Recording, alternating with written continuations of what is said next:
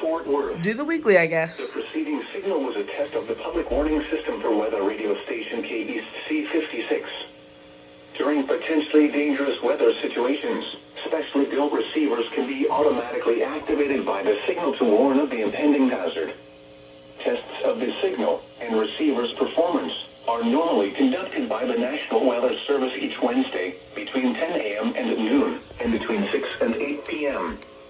If there is a threat of severe weather, the test will be postponed to the next available good weather day.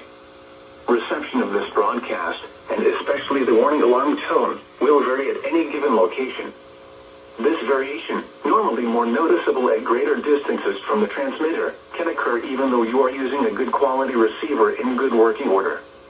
The warning alarm tone will be activated for hazardous watches and warnings for the following counties: Collin, Dallas, Denton, Ellis, Hill, Hood, Hunt, Kaufman, Parker, Rockwall, and Tarrant.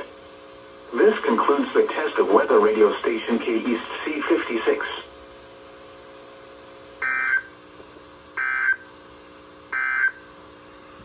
The current time is 10:10 a.m.